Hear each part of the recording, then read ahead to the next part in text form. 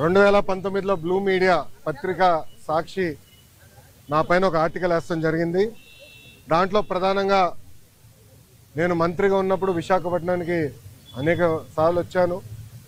లాంజ్లో నా పైన దాదాపు 25 లక్షల రూపాయలు ఆనాటి తెలుగుదేశం పార్టీ ప్రభుత్వం ఖర్చు పెట్టిందనే వార్త వేస్తాం జరిగింది. అప్పుడే నేను లీగల్ నోటీస్ కూడా జారీ చేశాను. మీరు క్షమాపణ చెప్పాలి, నేను ఎక్కడ ఆధారాలు లేవు, రాజ్యాంగం చాలా స్పష్టంగా ఆధారాలతో ప్రింట్ చేయాలి అని చెప్తుంది. అంతేగాని ఆధారాలు లేకుండా ప్రింట్ చేస్తే అది డిఫమేటరీ నేచర్ అని చాలా స్పష్టంగా చెప్తుంది. మీరు ఎట్టి పరిస్థితుల్లో రిజైండర్ ప్రింట్ చేయండి అని ఆనాటి సాక్షి కానివ్వండి, అదేవిధంగా దేశవ్యాప్తంగా ప్రింట్ అయ్యే ప్రతి వారం ప్రింట్ అయ్యే మ్యాగజైన్ ద వీక్ కూడా మనం నోటీసులు జారీ చేస్తాం జరిగింది. ద వీక్ అవుతే ఇమీడియట్గా మా దగ్గరకు ఉన్న సమాచారం కరెక్ట్ కాదు, మీరు చెప్పిందే కరెక్టు, మేము రిజైండర్ ప్రింట్ చేస్తామని వాళ్ళు చాలా స్పష్టంగా ప్రింట్ చేస్తాం జరిగింది. కానీ బ్లూ మీడియా గురించి మీకు బాగా తెలుసు. తప్పుడు వార్త పదే పదే రాసి అది నిజం చేయాలని ప్రయత్నిస్తుంది. అదే రీతిలో వాళ్ళు ముందరికెళ్తున్నారు. అందుకే నేను గత 5 సంవత్సరాలుగా న్యాయ పోరాటం నేను చేస్తున్నా. ఇది 4వ వాయిదా. ఎన్నిసార్లే నేను వస్తాను, ఎందుకంటే నిజం నా వైపు ఉంది. గతంలో కూడా మీకు చెప్పాను. ఈ రోజు కూడా మంత్రి హోదాలో నేను వచ్చినప్పుడు పార్టీ ఆఫీసులో బస్సులో పడుకొని సొంత భోజనం నేను తింటున్నా తప్ప ప్రభుత్వం దగ్గర నుంచి కనీసం ఒక్క వాటర్ బాటిల్ కూడా నేను తీసుకోవట్లేదు. నేను ఇక్కడికి వచ్చిన వాహనం కూడా నా సొంత వాహనం, దాంట్లో డీజిల్ కూడా పోసుకుని నా సొంత నిధులతో, ఎక్కడ ప్రభుత్వం పైన ఆధారపడకూడదని మా తల్లి భువనేశ్వరి గారు నాకు చిన్నప్పుడు నేర్పించారు. అదే రీతిలో ముందరకెళ్తున్నా. ఎట్టి పరిస్థితుల్లో ఈ కేసు నేను లాజికల్ ఎండ్కి తీసుకెళ్తాను. ఎన్నిసార్లు వాయిదాలు వేసినా నాకు ఇబ్బంది లేదు, ఎన్నిసార్లు రమ్మన్నా నాకు ఎలాంటి మొహమాటం లేదు. ఎందుకంటే నేను తప్పు చేయలేదు. నిజం గెలిచడానికి కొంచెం ఆలస్యమైనా నిజం గెలుస్తుందని బలంగా నమ్మే వ్యక్తిని. గతంలో కూడా నేను చూశాను, నాకు నేను కట్టుబడి ఉంటా. ఇప్పుడు మీడియా మిత్రులు కానీ ప్రశ్న ఉంటే సమాధానం చెప్పిన చూద్దాం. అవును సార్, అవును సార్.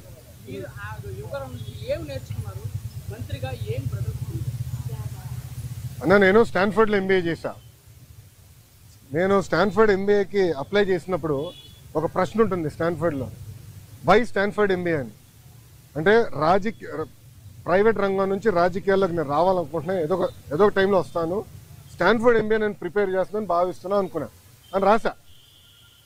కానీ అక్కడికి వెళ్ళి చదువుకున్నారు, నాకు అర్థమైందంటే స్టాన్ఫర్డ్ ఎంబీఏ బిజినెస్కి మంచిది అని. పాదయాత్ర రాజకీయాల్లో ఒక ఎంబీఏ లాంటిది. ఎందుకంటే ప్రజలకి దగ్గర ఉంటాం, నిరంతరం ప్రజల సమస్యలు తెలుసుకునేవాడిని. సో ఇప్పుడు ఎవరన్నా నాకు అర్జీ ఇచ్చినా, నన్ను ఎవరన్నా కలిసినా, ఒక మెసేజ్ నాకు వచ్చినా, తన వెనకాల ఎంత కష్టం ఉందో నాకు ఇప్పుడు అర్థం చేసుకోగలుగుతాను. సో యువగలం పాదయాత్రలో కూడా నేను అనేక హామీలు ఇచ్చాను. ఒక్కొక్క హామీ నిలబెట్టుకుంటూ వెళ్తున్నాను. ఇచ్చిన ప్రతి హామీ నేను నిలబెట్టుకున్నాను, దాంట్లో ఎలాంటి సందేహం లేదు. రెండోది, యువగలం పాదయాత్ర అయిన తర్వాత నిరంతరం ప్రజల్లో ఉండాలని నా కోరిక. సో అమరావతిలో కూడా, ఎందుకంటే నాకు మంత్రిగా నాకు బాధ్యతలు ఉంటాయి కనుక నేను ప్రజల్లో ఉండాలంటే నిరంతరం ప్రజల్ని కలవాలని ప్రజా దర్బారు పెట్టుకున్నా. ఇక్కడ కూడా మీరు చూస్తే వైజాగ్ వచ్చి మీరే ఉన్నారు, కోర్టు కొంచెం లేట్ అవుతుందని పరిగెత్తుకుంటూ వచ్చే తప్ప మళ్ళీ ఇప్పుడు వెనక్కి అక్కడికి వెళ్తున్నా, పార్టీ హౌస్కి వెళ్తున్నా, ప్రజల దగ్గర అర్జీలు తీసుకుంటున్నా, వాళ్ళ సమస్యలు పరిష్కరించే మార్గం నేను ఎత్తుకుంటాను. ఆల్రెడీ మేము రాసుకున్నాము, అది సంబంధించిన మంత్రులందరి దగ్గర పంపించాను. ఆర్థిక శాఖ మంత్రి కేశవ్ అన్న కూడా చర్చించాను. దానికోసం ప్రత్యేక నిధులు కూడా ఆయన కేటాయిస్తానని నాకు హామీ ఇచ్చారు. వచ్చే బడ్జెట్లో అది ఉంటుంది. తప్పనిసరిగా ఇచ్చిన ప్రతి హామీ మేము నిలబెట్టుకుంటాం. ఎస్టిమేట్స్ అని మార్చి వరకు వస్తుంది.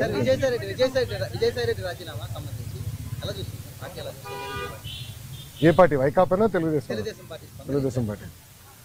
ఇప్పుడు ఒకటన్నా, తల్లి చెల్లికే జగన్మోహన్ రెడ్డి గారిపై నమ్మకం లేదు, ఇంకా పార్టీలో ఉన్న నాయకులకు ఎలాంటి నమ్మకం ఉంటుంది? నేను ఎప్పటి నుంచో చెప్తున్నా, వైకాపా నాయకులు డబ్బుల కోసం పార్టీనే అమ్మేస్తాడు ఈయన అని. ఇప్పుడు అది నిజం అవుతుంది కదా. ఒక్కొక్కరు రాజీనామా చేసుకుంటూ వెళ్తున్నారు దానికా. నేను శిక్ష పడదని నేను ఎక్కడ అన్నాను తల్లి? నో ఐఎమ్ సారీ, నేను ఎక్కడన్నా శిక్ష పడదని. ఇప్పుడు లిక్కర్ కానివ్వండి, ఇప్పుడు ఒకటమ్మా 2019 నుంచి 24 వరకు మేము అందరం ప్రజల్లో ఉన్నాం. పాదయాత్రలో కూడా నేను చెప్పా, ఎవరిని నేను వదిలిపెట్టాను, ఏ అధికారులు రాజకీయ నాయకులు చట్టాన్ని ఉల్లంఘించారు ఎవరిని వదిలిపెట్టాను. ఇప్పుడు దర్యాప్తు జరుగుతుంది, ఇన్వెస్టిగేషన్ జరుగుతుంది, త్వరలోనే అన్ని బయటకు వస్తే నేను భావిస్తున్నాను. So let investigation get completed అమ్మా.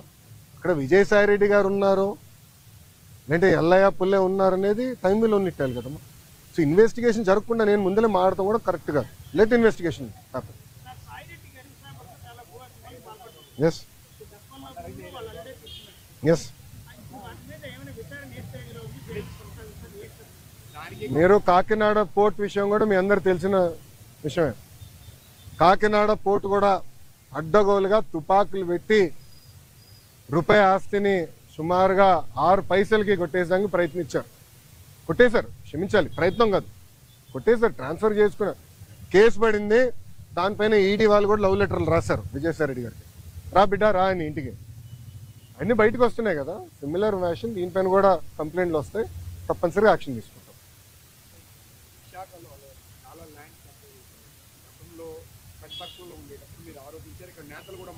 అవునండి.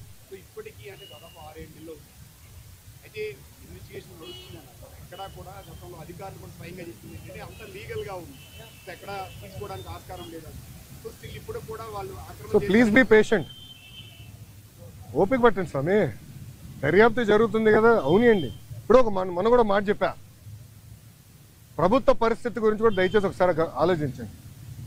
గత ప్రభుత్వం చేసిన అవినీతులు అన్నిటిపైన ఒకేసారి నేను దర్యాప్తు చేయాలంటే ఇంకా లా అండ్ ఆర్డర్కి పోలీసులు మిగలరమ్మా. ఎందుకంటే భూ అక్రమాలు కానీ, ఇసుక అక్రమాలు కానీ, మద్యం అక్రమాలు కానీ, గాలి కూడా అమ్మేశారు స్వామి. ఇంకా లా అండ్ ఆర్డర్కి పోలీసులు ఉండేదాకా ఉండదు. ఎందుకంటే ఒక్కొక్క ఇన్వెస్టిగేషన్ చాలా డీప్గా వెళ్ళాలి, పకడ్బందీగా చేయాలి. ఇప్పుడు లిక్కర్ ఉంది, చాలా పకడ్బందీగా చేస్తున్నారు. ఎవరెవరికి ఎప్పుడెప్పుడు ఎంత డబ్బులు ఎవరి చేతుల నుంచి మారినాయి మొత్తం వివరాలన్నీ సేకరించాం. సో ఇన్వెస్టిగేషన్ చాలా వేగవంతంగా జరుగుతుంది. ఒక్కొక్కటి చేయనియండి, అన్నీ ఒకేసారి చేసేది కెపాసిటీ మటుకు ప్రభుత్వానికి ఉండదు. ఎందుకంటే గతంలో అన్ని అక్రమాలు జరిగినాయి. నేను కూడా దీనిపైన చాలా స్పష్టంగా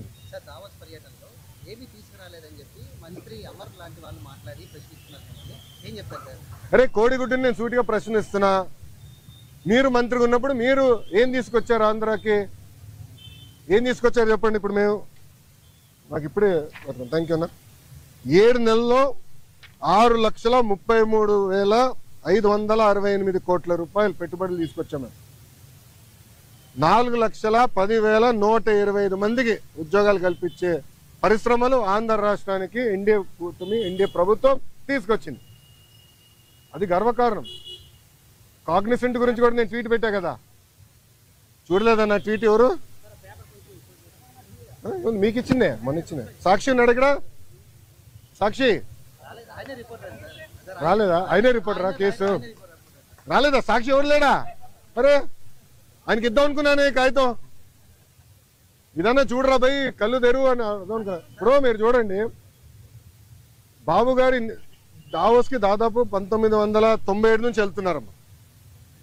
దావోస్కి వెళ్ళినప్పుడు ఎప్పుడు ఒప్పందాలు చేసుకోం. దావోస్ సెర్చ్ ఇస్తాం, ఇంట్రెస్ట్ ఎవరికి ఎలా ఉందో డిస్కస్ చేసి మళ్ళీ తిరిగి వచ్చిన తర్వాత ఒప్పందాలు చేసుకుంటాం. ఇప్పుడు దీంట్లో మీరు చూస్తే విచిత్రం, ఆసిల్లర్ మిత్తల్ది దీంట్లో ఒప్పందం లేదు. పైన ఆసిల్లర్ మిత్తల్ది 1,35,000 కోట్ల రూపాయలు పెట్టుబడి అనేది ఉంది. కానీ ఆసిల్లర్ మిత్తల్ది ఒప్పందం లేదు, ఎంఓయూ లేదు. మాకు ఎంఓయూ లేదు ఆసిల్లర్ మిత్తల్తో, మాకు ఎలాంటి ఎంఓయూ లేదు. ఎందుకంటే వాళ్ళు అన్నారు ఎంఓయూ ఎందుకు సార్, డైరెక్ట్ వర్క్కి వెళ్దాం అన్నారు. వాడు మమ్మల్ని తప్పడతారా?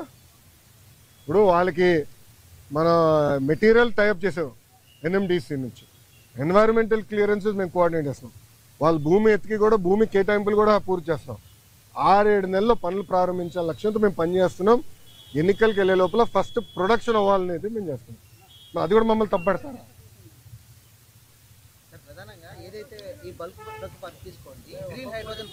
అవును, ఇవన్నీ మంత్రిగా నేను ఉన్నప్పుడు సంతకం పెట్టాను. ఇది టీడీపీ ఎందుకు క్రెడిట్ తీసుకుంటుందంటూ కూడా మాట్లాడుతున్నారు. ఏం సంతకం పెట్టాడు? ఏం సంతకం పెట్టాడు స్వామి మంత్రిగా? నా హయాంలో నేను క్రియేట్ చేసి ఇచ్చాను, నేను సంతకం పెట్టాను. మళ్ళీ కంపెనీలు ఎందుకు రాలేదని అడుగుతున్నాను నేను. ఎందుకు మీరు శంకుస్థాపన చేయలే? ఇది ఎట్టుందంటే కియా మోటార్స్ ఎవరు తీసుకొచ్చారు మీ అందరూ బాగా తెలుసు. ఆనాడు కియా మోటార్స్ తీసుకొచ్చి చంద్రబాబు నాయుడు గారు అహర్నిశలు కష్టపడ్డారు. 16 నెలల్లో ప్రొడక్షన్ తీసుకొచ్చారు. వైకాపా ప్రభుత్వ అధికారంలోకి వచ్చిన తర్వాత ఒక ఈమెయిల్ సృష్టించి గతంలో రాజశేఖర రెడ్డి గారు ఈమెయిల్ పెట్టారు, ఆ ఈమెయిల్ వల్ల కియా మోటార్స్ వచ్చిందండి. ఇంకేం చెప్పాలి స్వామి? టీసీఎస్ కూడా క్రెడిట్ తీసుకున్నారు, మీరు చూసారో లేదో. టీసీఎస్ కూడా క్రెడిట్ తీసుకోవడానికి ప్రయత్నించారు. మేము తీసుకొచ్చి నేనే చంద్ర గారితో మాట్లాడి ఆయన ఆఫీస్కి వెళ్ళాను స్వామి. ఆయనతో 45 నిమిషాలు 1-on-1 నేను మీటింగ్ పెట్టుకున్నాను. తర్వాత నా అదృష్టం ఏంటంటే చంద్ర గారు వాళ్ళు మొత్తం మేనేజ్మెంట్ ఇంపార్టెంట్ లీడర్స్ అందరిని పిలిచి నాతో మీటింగ్ పెట్టించారు తెలుసా. అక్కడ క్లీన్ చేసాం మేము. ఇది తాజ్ హోటల్స్ కానివ్వండి, టీసీఎస్ కానివ్వండి, రెన్యూబుల్ ఎనర్జీ కానివ్వండి, అన్నీ. ఇప్పుడు మీరందరూ ఒకటి గుర్తుపెట్టుకోవాలి. మీరందరూ ఒక ప్రశ్న అడిగారు, మహారాష్ట్రకి ఇంత పెట్టుబడి వెళ్తుంది. దానికి కారణం ఏంటో తెలుసా? Consistency in government. అంటే ఒకే ప్రభుత్వం మళ్ళీ మళ్ళీ వచ్చేగల ఏమవుతుందంటే అక్కడున్న పెట్టుబడులు పెట్టే వాళ్ళకి కాన్ఫిడెన్స్. డావోస్లో ఒక పారిశ్రామికవేత్త నేను కలిసాను, మన ఆంధ్ర రాష్ట్రంలో పెట్టుబడి పెట్టాడని. నాకు టైం లేదు బాస్, నాకు ఇంకో ఒక మీటింగ్ పరిగెడుతున్నా, నాతో నడవండి అని చెప్పి మన ఆంధ్ర పెవిలియన్ నుంచి భారత్ పెవిలియన్ వరకు మేము నడుచుకుంటూ వెళ్తున్నాం. ఒక 10 నిమిషాలు వాక్. ఆయన అన్నాడు, నేను జగన్మోహన్ రెడ్డి గారిని ఇదే డావోస్లో కలిసడానికి ప్రయత్నించా, చాలామంది అడిగా, కలవనని చెప్పాడు అన్నాడు. ఎందుకన్నాడు? మీరు తెలుగుదేశం పార్టీ హయాంలో పెట్టుబడులు పెట్టారు కదా అంటే మీరు తెలుగుదేశం పార్టీ కంపెనీ, అది వరల్డ్ రినౌండ్ కంపెనీ. కనీసం వాళ్ళ సమస్యలు పరిష్కరించేదానికి గత ముఖ్యమంత్రి గారు కానీ ఇండస్ట్రీస్ మంత్రి కానీ కలవలేదు. నేను మంత్రి అయినా ఐటీ వాళ్ళతో మీటింగ్ పెట్టా, వాళ్ళు కూడా చెప్పారు కదా మీటింగ్లో. ఫస్ట్ టైం గత 5 సంవత్సరాలు ఫస్ట్ టైం ఐటీ ఇండస్ట్రీతో మీటింగ్ పెట్టేది మీరు ఒక్కరే అని. ప్రజలు కూడా ఆలోచించాలి. ఈరోజు గుజరాత్లో 5వ బీజేపీ ప్రభుత్వం ఏర్పడింది గుజరాత్లో. దానివల్ల మీరు చూస్తే గుజరాత్ ఏమో స్పీడ్గా అభివృద్ధి కార్యక్రమాలు ముందరికెళ్తుంది. మహారాష్ట్ర కన్సిస్టెంట్గా మళ్ళీ ప్రభుత్వం వచ్చింది. సో కన్సిస్టెన్సీ ఉండే గల పెట్టుబడులు పెట్టేదానికి పారిశ్రామికవేత్తలు ముందరికి వస్తున్నారు, వాళ్ళు పెట్టుబడులు పెడుతున్నారు, ముందరికి వెళ్తున్నారు. ఈ మన రాష్ట్రంలో ఏమైందంటే 2014 నుంచి 19 వరకు ఒక స్పీడ్గా వెళ్ళాం, కరెక్ట్గా వచ్చి బ్రేక్ పడింది. బ్రేక్ ఎలా పడింది కూడా నేను చెప్తాను. పీపీఎల్ రద్దు చేయలేదా? ఒకే రాజధాని వద్దు 3 రాజధానులని ఒక రాజకీయ గేమ్ ఆడలేదా? దానివల్ల ఎవరు నష్టపోయారండి? ఆంధ్ర రాష్ట్ర ప్రజలు నష్టపోయారు, ఉత్తరాంధ్ర ప్రజలు నష్టపోయారు, రాయలసీమ ప్రజలు నష్టపోయారు. దయచేసి ప్రజలందరికీ గమనించాల. అందుకే మన ప్రధానమంత్రి గారు కానివ్వండి, ముఖ్యమంత్రి గారు కానివ్వండి, నేను కూడా నా స్పీచ్లో విశాఖపట్నంలో మళ్ళీ ఎన్డీఏ కూటమి గెలవాల్సిన అవసరం ఉందని చెప్పాను. మాకు ఇంకా 4 సంవత్సరాలు 5 నెలలు ఉంది ఎన్నికలకి. 4 సంవత్సరాలు 4 నెలలు 5 నెలలు ఉంది ఎన్నికలకి. ఎందుకంటున్నానంటే కన్సిస్టెన్సీ ఆఫ్ గవర్నమెంట్ ఉంటేనే కాన్ఫిడెన్స్ ఉంటుంది. దావాస్లో చాలా మంది నన్ను అడిగిన ఒక ప్రశ్న ఏంటి తెలుసా? మీరు బాగున్నారు, చంద్రబాబు నాయుడు గారు మేము నమ్ముతాం, కానీ జగన్మోహన్ రెడ్డి అనే వ్యక్తి గెలవడానికి గ్యారంటీ మీరు ఇస్తారా అని అడిగారు. గతంలో మేము చాలా ఇబ్బంది పడ్డాము, మళ్ళీ జగన్మోహన్ రెడ్డి గెలవడానికి గ్యారంటీ ఏంటని అడుగు. అమర్ రాజా బ్యాటరీ మీకు అందరు తెలుసు కదా. అమర్ రాజా బ్యాటరీ ఒక brand. Amar Raja battery corporate head quarters Chittoor జిల్లాలో ఉంటుంది. వాళ్ళు కట్టే పన్నులో ఇన్కమ్ ట్యాక్స్లో ఆంధ్ర రాష్ట్రానికి ఎక్కువ భాగం వాటా వస్తుంది. ఎందుకంటే వాళ్ళ హెడ్ క్వార్టర్స్ ఆంధ్ర రాష్ట్రం. ఆంధ్ర రాష్ట్రంలోనే highest tax payer Amar Raja battery. ఆ అమర్ రాజా బ్యాటరీని వేధించలేదా గత ప్రభుత్వం? ఇదే కోడిగుడ్డుని అడుగుతున్నా, నువ్వు వేధించలేదా? సైకోని అడుగుతున్నా, నువ్వు వేధించలేదా? లేబర్ రేట్ చేయించావు, పొల్యూషన్ రేట్ చేయించావు. అది మా సొంత జిల్లాలో ఉంది. 30 సంవత్సరాల నుంచి మా జిల్లాలో ఉంది. ఒక్కరికి లెడ్ పాయిజనింగ్ అవ్వలేదు స్వామి 30 సంవత్సరాల్లో. ఎందుకంటే వాళ్ళు highest ethics, highest standards maintain చేసే పరిస్థితి. అలాంటి కంపెనీని వెంటాడి ఏడిపిస్తే ఎవడొస్తాడండి పెట్టుబడి పెట్టేదానికి? ప్రజలు కూడా గమనించాలండి, ప్రజలు సీరియస్గా ఆలోచించాలి. ఎందుకంటే ఈరోజు ఒక్కొక్క పారిశ్రామికవేత్తను ఒప్పించేదానికి ఎంత కష్టపడాల్సి వస్తుంది మాకు. ఇప్పుడు కాగ్నిసెంట్ నేను ఎక్కడ కలిసానండి, కాగ్నిసెంట్ చైర్మన్ వాళ్ళ పెవిలియన్కి వెళ్ళి నేను కలిసాను. ఒక మంత్రిగా నాకు అవసరమా వేరే వాళ్ళ ఆఫీస్కి వెళ్ళి కలిసి? నేను వెళ్ళా. ఎందుకు వెళ్ళా? మన పిల్లల కోసం నేను కమిట్మెంట్ ఇచ్చా, వాళ్ళ కోసం నేను వెళ్ళాలని పెవిలియన్కి వెళ్ళా. త్వరలోనే మంచి న్యూస్ కూడా వస్తుంది, ఉత్తరాంధ్ర విశాఖపట్నంకి వస్తుంది. స్వామి ఏంటండి దావోస్లో కాదండి, జ్యూరిక్లో. ఓకే సార్, అమ్మ రోజా గారికి జ్యూరిక్కి దావోస్కి తేడా ఏంటో తెలియదు, నన్ను ఏం చేయమంటారు స్వామి? పాపం ఆమెకు తెలీదు, అంత అవగాహన లేనట్టుంది. కొంచెం వాస్తవాలు ఏంటి, జ్యూరిక్లో మేము దిగిన రోజు తెలుగు వాళ్ళందరూ బాబు గారిని కలవాలంటే మండే ఆఫ్టర్నూన్ 700 మందితో, ఎందుకంటే అక్కడ అందరూ బాగా కష్టపడతారు ఉద్యోగాలకు వెళ్ళే వ్యక్తి, మండే ఆఫ్టర్నూన్ 700 మందితో మీటింగ్ పెట్టుకుంది. అక్కడ ఒక అతను నాకు ఎత్తాడు, చూపించాడు పేపర్, అన్న రెడ్ బుక్ గురించి మాట్లాడు అని చెప్పాడు. అతనికి సమాధానం చెప్తూ నేను మాట్లాడా, దావోస్ నేను మాట్లాడాను. రెండోది మళ్ళీ చెప్తున్నా, రెడ్ బుక్ గురించి ఎందుకు వాళ్ళు భయపడుతున్నారు? రెడ్ బుక్లో విశాఖపట్నంలో చెప్పా, విజయనగరంలో ముగింపు సభలో కూడా చెప్పా. రెడ్ బుక్లో నేనేం చెప్పా, ఏ అధికారులు నాయకులు చట్టాన్ని ఉల్లంఘించి ప్రజల్ని తెలుగుదేశం పార్టీ కార్యకర్తలు ఇబ్బంది పెట్టారో వాళ్ళని నేను వదిలిపెట్టను అన్నా. ఎందుకు భయపడుతున్నారు స్వామి? చట్టాలు ఉల్లంఘించే వాళ్ళు అన్నాను కదా, ఎందుకు భయపడుతున్నారు? చట్టాలు ఉల్లంఘించలేకపోతే ఆగి ఇంట్లో పడుకోండి అంటే ఆమె భయపడుతుంది, చట్టం ఉల్లంఘించింది కానీ. విజయసాయిరెడ్డి రాజకీయ సన్యాసం, మీరు రెడ్ బుక్ భయపడి అనుకోవచ్చు కదా? అది ఆయన నడితే బాగుంటుంది సార్, నాకేం తెలుసు. మీరు ముందే చెప్పారు. నేను చట్టాన్ని ఉల్లంఘించే వాళ్ళని ఇబ్బంది పెడతాను నేను.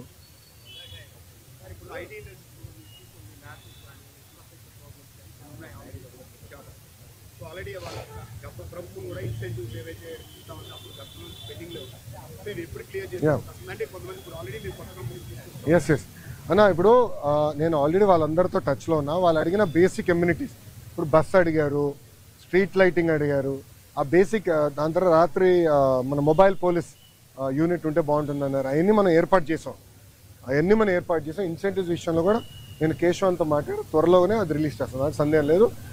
కొత్త కంపెనీస్ ఆల్రెడీ, ఇప్పుడు టీసీఎస్ ఇది ఓపెన్ బుక్, పెద్ద విషయం లేదు, రెడ్ బుక్ కాదు, ఓపెన్ బుక్ కూడా మేము. గ్రేనంటే చాలా స్పష్టంగా వాళ్ళు ఆల్రెడీ భూములు కోసం కూడా వెతుకుతున్నారు. త్వరలోనే భూములు కేటాయించి వాళ్ళ క్యాంపస్ కూడా ప్రారంభించబోతున్నారు. ఈ లోపల టెంపరీగా వేరే బిల్డింగ్స్ కూడా ఏర్పాటు చేస్తాం. ఎస్, ఐటాప్ ఉంది ఇంకా, నన్ను ఐటాప్ ఇస్ స్టిల్ కంటిన్యూయింగ్. వాళ్ళు డైరెక్ట్గా నాతో టచ్లో ఉన్నారు, they are directly in touch.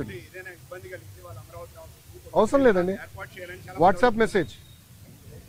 చాలా మంది నాకు జస్ట్ ఒక మెసేజ్ పెడితే నేను పరిగెడుతున్నా, నాకు ఎలాంటి డౌట్ లేదు. 3 months 90 రోజుల్లో వస్తుంది సార్. టీసీఎస్ 90 రోజుల్లో ఆఫీస్ ప్రారంభించబోతుంది. క్యాంపస్ కోసం భూమి ఎత్తికాము, అది వాళ్ళు చూస్తున్నారు. ఫైనలైజ్ అయింది, అదొక 2-3 సంవత్సరాలు పడుతుంది. కట్టాలి కదా క్యాంపస్ అనేది, టైం పడుతుంది. మినిమం 2 years పడుతుంది క్యాంపస్ కట్టడానికి. ఈ లోపల టెంపరీ అంటే రెంట్కి తీసుకుని అకామిడేషన్లో స్టార్ట్ చేస్తాం. మళ్ళీ నన్ను అడుగుతూ ఏంటి స్వామి, అంత న్యూస్ మీ దగ్గర ఉంటే? అవును, మీకే నాకని బాగా తెలుసు, మళ్ళీ మీరే వాళ్ళు అది టెక్నికల్గా నేను చెప్పకూడదు స్వామి. ఎన్డీఏలో ఉన్నాను, నాన్ డిస్క్లోజర్ అగ్రిమెంట్ సైన్ చేశాను నేను చెప్పకూడదు. ప్లీజ్ అండర్స్టాండ్, లీగలీ బైండింగ్ ఇదమ్మా. మళ్ళీ నేను ఇదే కోర్టుకి రావాలి, ఓకే? అది నేను ఎందుకంటే అది ఎన్డీఏలో ఉన్నాం కనుక అయిందా మా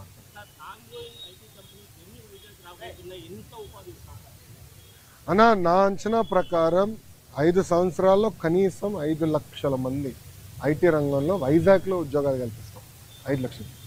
ఎందుకంటే నేను ఓపెన్గా చెప్తున్నా, 2014 నుంచి 2014 నుంచి 19 వరకు ఒక రెసిస్టెన్స్ ఉండే, ఎందుకో కానీ నేను ఎంత ట్రై చేసినా అంత ఈజీగా వచ్చేవారు కాదు. కానీ ఈసారి చాలా పాజిటివ్గా రెస్పాండ్ అవుతున్నారు. లేదు చేయాలి, ఆంధ్ర రాష్ట్రంలో మేము అనుకున్నంత స్థాయిలో మేము ఏనాడు పెట్టుబడులు పెట్టలేదని విప్రో, ఇంక్లూడింగ్ విప్రో రిషబ్ ప్రేమ్జీతో కూడా నేను మాట్లాడాను, వాళ్ళతో కూడా డిస్కషన్ చేశాను. సో అందరు కూడా ఇప్పుడు ఎక్స్పాన్షన్ మోడ్లో ఉన్నారు. లేదు ఎట్టి పరిస్థితుల్లో వైజాగ్లో చేయాలని తప్పంతో ఉన్నారు. నేను అనుకుంటా కనీసం 5 లక్షల మంది కన్నా చేయగలుగుతాను.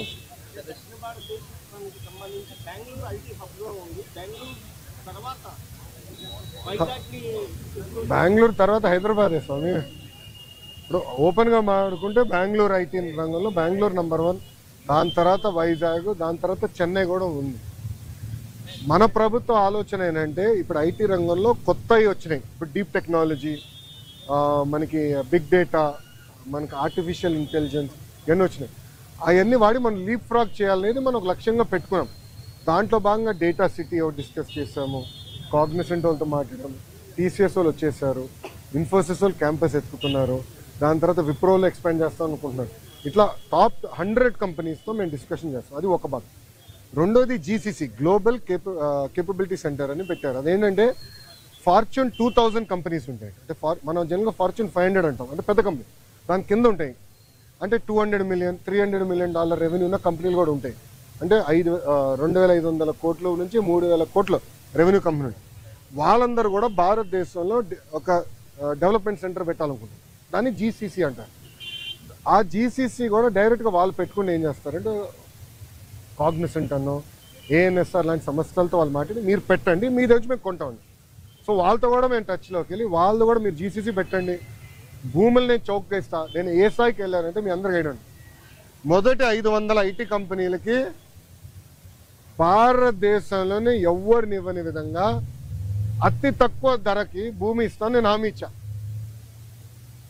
అతి తక్కువ ధర ఫస్ట్ కేటాయింపు అయిన తర్వాత మీరు ఆశ్చర్యపోతారు. నేను కమిట్మెంట్ ఇచ్చాడు డావోస్లో మొదటి 500 కంపెనీలు.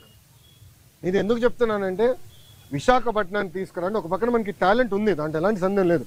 బట్ కంపెనీలు కూడా తీసుకురావాలంటే భూములు కానివ్వండి ఎక్కువ సిస్టమ్ అని ఏర్పాటు చేయాల్సిన అవసరం, అది చేశాం. గతంలో హెచ్సిఎల్ కూడా నేను అట్టనే ఇచ్చాను, చాలా మంది ఎగతాళి చేశారు.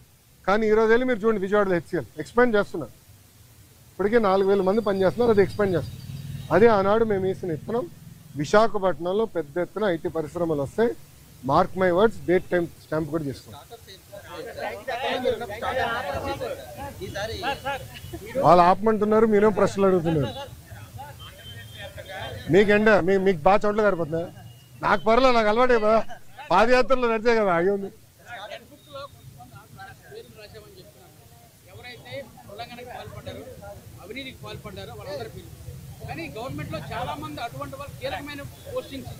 ఎవరికి ఇచ్చామండి కీలకమైన పోస్టింగ్? ఎవరికి ఇచ్చాం స్వామి? మీరు చూస్తే చాలా మంది IAS officers waiting for posting. వినండి కొంచెం, నేను పూర్తి చేయండి. చాలా మంది ఐపీఎస్ ఆఫీసర్స్ కూడా వెయిటింగ్ ఫర్ పోస్టింగ్. ఆల్రెడీ కేసులు కూడా పెట్టాము, ఇన్వెస్టిగేషన్ జరుగుతున్నాయి. రానియండి, 1 by 1 చేయనియండి సార్. మీకు సిస్టమేటిక్, ఇది కక్ష సాధింపు కాదు, చట్టం ప్రకారం నేను వెళ్ళాలి. Let me do my duty అమ్మా.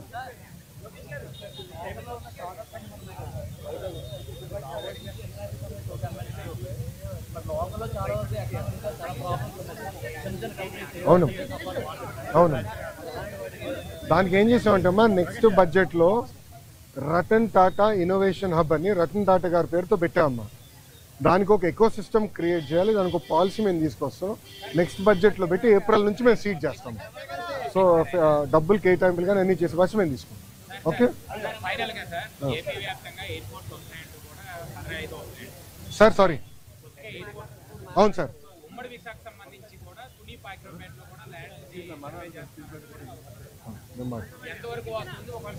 మంచి పాయింట్, నేను మాట్లాడతాను సార్. ఇప్పుడు పాయక్రోపేట తుని ప్రాంతంలో ఎయిర్పోర్ట్ గురించి వాస్తవంగా అది ఒకసారి నేను రాముతో మాట్లాడి, మళ్ళీ రాము అంటే వైకాపాలు ఏడుస్తున్నారంటే మధ్యన. మొన్న రాము అంటేనే ఏడ్చారు ఏంటో నాకు అర్థంలే. రాముని రాము కాకపోతే ఏమనాలి? రాముడు మంచి బాలుడు అనాలా ఏంటి? సో రాముతో నేను మాట్లాడి వెల్కమ్ బ్యాక్ అమ్మా, కొంచెం టైం లేదు. అది కాదు విచిత్రం అంటే చెప్తాను. ఈరోజు మీరు ఎవరు విశాఖ స్టీల్ ప్లాంట్ గురించి అడగల. మొన్నటి వరకు ఒక్క నిమిషం ఆగండి అమ్మా, ఒక్క నిమిషం ఆగండి. మీడియా మిత్రుల్లో ఎప్పుడు అడిగినా విశాఖ స్టీల్ ప్లాంట్ అని ఫస్ట్ బుల్లెట్ నాలో దింపేవారు. నేను ఆనాడు ఏం చెప్పాను? ప్రైవేటీకరణ జరగనీయము, అవ్వదు, మార్క్ మై వర్డ్స్ అని చెప్పా. ఈరోజు కట్టుబడి ఉన్నా స్వామి, మేము కట్టుబడి ఉన్నాం. ఎన్డీఏ ప్రభుత్వం ప్రజల దయవల, ఇదేదో మేము మా గొప్పతనం కాదు, ప్రజలు అద్భుతమైన మ్యాండేట్ ఎన్డీఏకి ఇచ్చింది కనుక ఈరోజు మేము మాట్లాడగలుగుతున్నాం. భారతదేశంలో అనేక ఉక్కు ఫ్యాక్టరీలు ప్రైవేటీకరణ జరుగుతుంటే కేవలం ఒక విశాఖ ఉక్కు కాపాడుకోగలం. దానికి కారణం మీరు ప్రజలు మాకు ఇచ్చిన మ్యాండేట్. 7 నెలల్లో స్టెబిలిటీ కోసం సుమారుగా 1300 నుంచి 1600 కోట్ల రూపాయలు స్టెబిలిటీ కోసం తీసుకొచ్చాం. ఇప్పుడు 11,000 కోట్ల రూపాయలు కేంద్ర ప్రభుత్వం నిధులు తీసుకొచ్చాం. ఆంధ్ర రాష్ట్ర ప్రభుత్వంగా సుమారుగా 2,500 కోట్లు వేస్తున్నాం. ఇది by way of water, by way of power stability ఇచ్చడం. సో ఉక్కు ఫ్యాక్టరీలో ఉన్న ఉద్యోగస్తులను కూడా కోరేది ఏంటంటే, ఇది రెండోసారి మన కేంద్ర ప్రభుత్వం బెయిలౌట్ ఇస్తుంది. మొదటిసారి ఇట్లనే ఎన్డీఏ ప్రభుత్వంలో తెలుగుదేశం పార్టీ భాగస్వామి అయినప్పుడు ఆనాటి ప్రధానమంత్రి వాజ్పేయి గారు సుమారుగా 13,000 కోట్లు ఇచ్చారు, 1,300 కోట్లు ఇచ్చారు. ఇప్పుడు 11,000 కోట్ల రూపాయలు ఇస్తున్నారు. ఇదంతా మనం దేశం కోసం మరి తిరిగి ఇవ్వాల్సిన బాధ్యత మనది. ఇదంతా ఎక్విటీ రూపంలో వస్తుంది, అప్పు కింద కాదు, మొత్తం ఎక్విటీ రూపంలో వస్తుంది. కానీ ఉక్కు ఫ్యాక్టరీ ఉద్యోగస్తులు కూడా నేను కోరేది ఏంటంటే కష్టపడతాం, డివిడెండ్ల ద్వారానో ఉద్యోగాల ద్వారానో తిరిగి దేశానికి మనం చెల్లిద్దామని నేను కోరుతున్నాను. ఏదమ్మా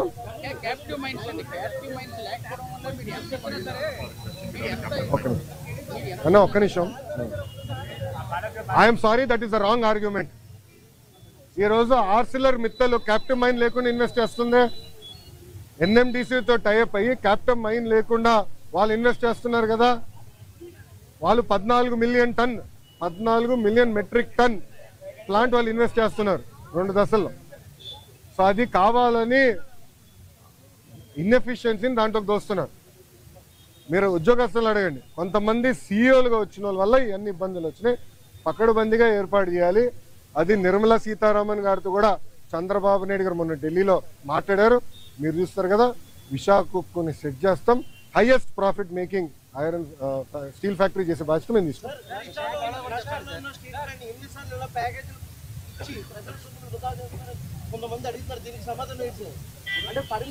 విచిత్రం ఏంటంటే చేయకపోతే ఏమో ప్రైవేటీకరణ అని మీరే అడుగుతారు, ఇస్తే ఏమో ప్రజల డబ్బు వృధా చేస్తాను అన్న. ఒక మాట, విశాఖ ఉక్కుకి చాలా ఎమోషనల్ అటాచ్మెంట్ ఉంది ఆంధ్ర రాష్ట్ర ప్రజలకు. ఆనాడు విశాఖ ఉక్కు ఆంధ్రుల హక్కు అని ఎంతోమంది త్యాగాలతో విశాఖ ఉక్కు ఏర్పడింది. కొంతమంది అధికారుల ఇన్ఎఫిషియన్సీ వల్లనే, మళ్ళీ ఐఎమ్ రిపీటింగ్, కొంతమంది అధికారుల ఇన్ఎఫిషియన్సీ వల్లనే ఆ ఉక్కు ఫ్యాక్టరీ ఇలాంటి పరిస్థితికి వచ్చింది. లేదంటే it is one of the highest profit making. విశాఖకున్న టెక్నాలజీ కూడా అద్భుతమైన టెక్నాలజీ అన్న. నేను హైదరాబాద్లో ఇల్లు కట్టుకున్నప్పుడు విశాఖ స్టీలే వాడా. ఇప్పుడు అమరావతిలో ఇల్లు కట్టబోతున్నా, విశాఖ స్టీలే వాడతా. ఎందుకంటే నాకు నమ్మకం ఉంది ఆ స్టీల్ మీద. క్వాలిటీ, ఒక్క నిమిషం ఏంటండి కూర్చోండి, క్వాలిటీ పైన నాకు నమ్మకం. అంటే అంత మంచి టెక్నాలజీ ఉంది విశాఖ. కొంతమంది లీడర్షిప్ వల్ల దెబ్బతిన, అది నిర్మలా సీతారామన్ గారితో కూడా చర్చ జరిగింది. పకడ్బందీ అయిన లీడర్షిప్ని మేము తీసుకొస్తాం, దాని దారిలో పెడతాం. డివిడెండ్ ద్వారా, ఉద్యోగాల ద్వారా మళ్ళీ దేశాన్ని తిరిగి మేము డబ్బులు ఇస్తాం. ఓకేనా? పాపం మీ వాళ్ళకి చోట్ల గారిపోతున్నాయి. ఒక్క నిమిషం, మళ్ళీ సమాధానం చెప్పొద్దే పారిపోయానని మీరే రాస్తారు. బాగండి, చెప్పండి సార్. సారీ, రిపీట్ చేయండి సార్. సాయిరెడ్డి గారు ఏమన్నారండి? రాజకీయ సన్యాసం తీసుకుంటున్నా అని చెప్పారు. ఇంకా మళ్ళీ దాని పార్టీలో చేరేది, టీడీపీలో చేరేది ఏమన్నా?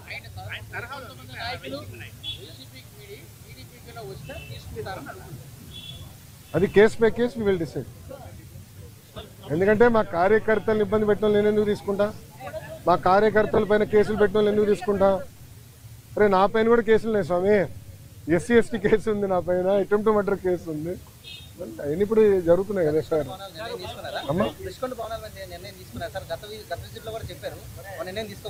తీసుకోవాలమ్మా. ప్రజలకు ఓపెన్ చేయమంటారా? చూడాలేమో ప్రజలు కూడా. ఒక 3 నెలలు ఓపెన్ చేద్దాం.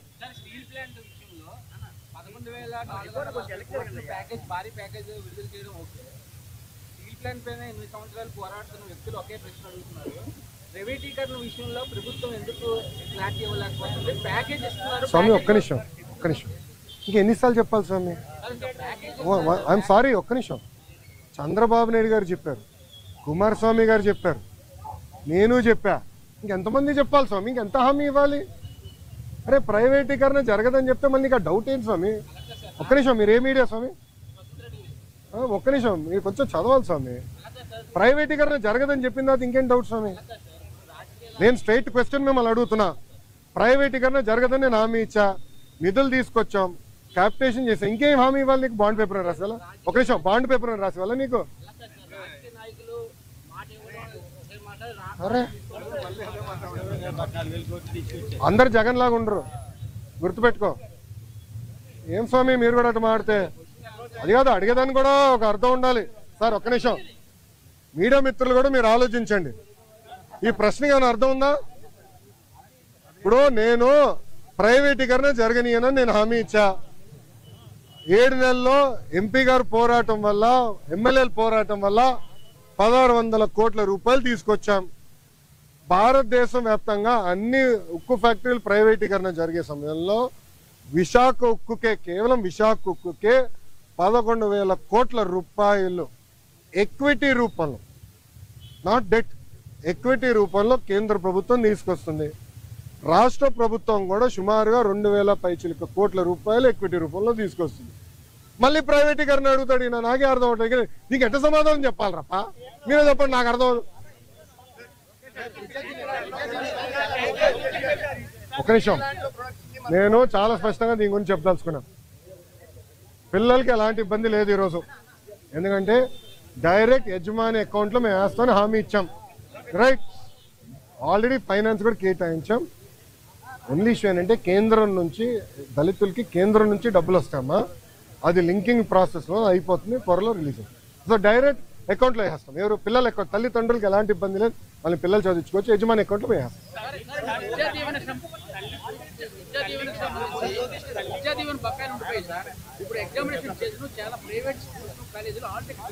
ఒక నిమిషం, ఎవరు ఇవ్వట్లేదు నాకు చెప్పండి, కఠినంగా యాక్షన్ తీసుకుంటా. ఒక నిమిషం, నేను యాక్షన్ తీసుకుంటా. ఒక నిమిషం, నేను యాక్షన్ తీసుకుంటా. ఒక నిమిషం అమ్మా, నేను పూర్తి చేయనండి సార్. ఆగండి సార్. సార్ మీరు వినండి. మేము కలెక్టర్ గారికి క్లియర్గా చెప్పాము, ఆల్ మేనేజ్మెంట్స్తో మాట్లాడమని చెప్పాము. ఎవరినట్టు చేస్తే కఠినంగా మేము యాక్షన్ తీసుకుంటాం, దాంట్లో ఎలాంటి సందేహం లేదు. పిల్లలు ఆగే ఎగ్జామ్ రాసుకోవచ్చు, డైరెక్ట్గా కాలేజ్ అకౌంట్లో డబ్బులు వేసే బాధ్యత మాది. ఓకేనా?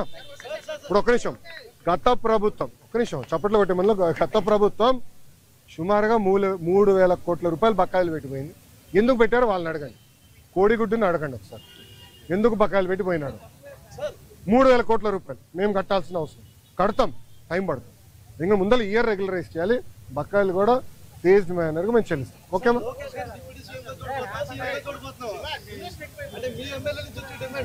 తెలుగుదేశం పార్టీ కార్యకర్తగా చూస్తున్నాను అంతే, నాకు అవసరం లేదు అనా. ఒక్క నిమిషం, చంద్రబాబు నాయుడు గారు నాకు ఏ బాధ్యత ఇచ్చినా అహర్నిశలు నేను కష్టపడతా, పని చేస్తా, పార్టీని బలోపేతం చేస్తా.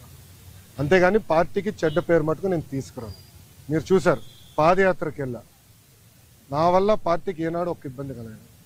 నేను ఒక క్రమశిక్షణతో పార్టీ నాకు ఇచ్చిన ప్రతి బాధ్యత నేను నెరవేరుస్తాను, కట్టుబడి ఉన్నా.